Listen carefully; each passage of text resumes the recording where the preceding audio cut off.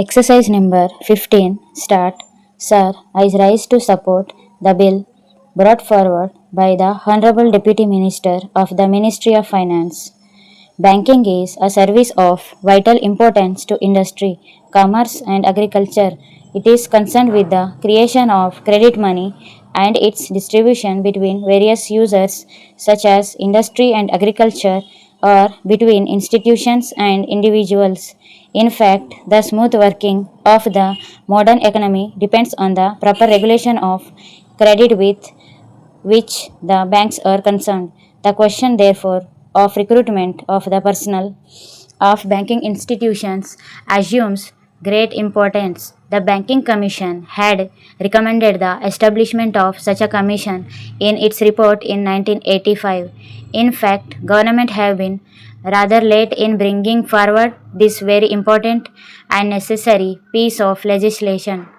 Before nationalization, some of the big commercial banks had made some arrangements of their own for recruitment of their staff. The Institute of Bank Management and the Reserve Bank of India, through the Bankers Training College, run some short term and long term courses for recruitment and training of bank staff. But these arrangements are not adequate even to meet the requirements for recruitment of higher cadres.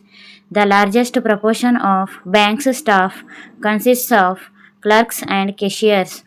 The recruitment policies followed by most of the Indian banks before nationalization were not based on either scientific lines. Next para. In several cases, even minimum qualification were not insisted upon. The Banking Commission has reported that in many cases, people who had not even passed matriculation examination were recruited as clerks. There was no proper evaluation of the aptitude or capacity, and very often caste and relationship determined the choice of candidates. Lack of training facilities, however, aggravated the problem, and banks found themselves with staff which had neither aptitude nor ability to carry out the jobs assigned to them. The bill, therefore, is welcome. It seeks to provide for proper methods of selection for recruitment. It provides for the establishment of a body corporate to be called the Banking Service Commission.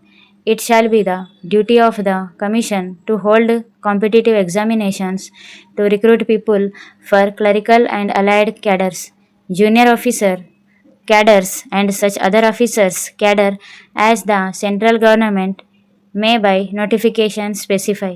It shall consist of a chairman and 8 persons who, in the view of the government, are men of integrity, ability, and have experience of finance and business administration.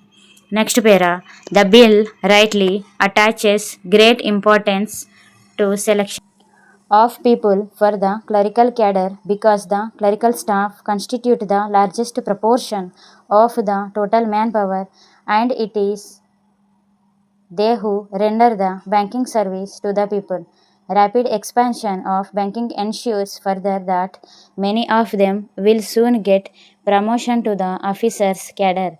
It has been emanated that every clerk can hope to reach the officer's level in 10 or 12 years' time. Every clerk is therefore a potential officer, but to be effective, recruitment should attempt to attract appropriate skills and attitude, and search for suitable talent should not be restricted to the first point of entry in the bank at the clerical level.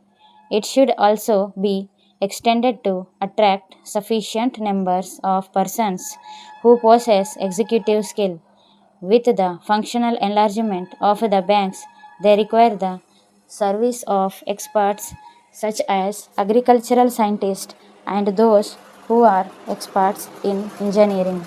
Recruitment of such personnel should also be considered by the Banking Commission. A provision in the bill enables the government to increase the proportion of such junior staff from 25% to 33%. In my view, It is a welcome provision. There is a provision that a certain percentage shall be reserved for scheduled castes and scheduled tribes. This percentage has to be determined according to the general principles and also the requirements of the banks. One provision says that the Commission will have certain advisory functions. It is an important provision. We know how in government service very difficult problems of promotion and seniority arise. It is better that they are solved by a third body rather than the superior officers who have sometimes prejudices against people working under them. I hope this provision will be used for that purpose. Next para. I will not take any more time of the House by dilating on the details of the bill. I hope the honorable members will accept the basic idea behind the bill. The establishment of a commission on the lines envisaged will impart objectivity and impartiality in the recruitment procedures of the banks by prescribing uniform qualifications and eligibility standards applicable in all public sector banks and thereby help to tap the right type of persons for the banking industry. Finally, there is a last clause which says that the government may extend the provisions of this bill to other banks. If the Banking Service Commission could cover the requirements of other commercial banks, also so much the better. We will have uniform standards for recruitment of personnel in all the banks. With these words, I support the bill. Stop.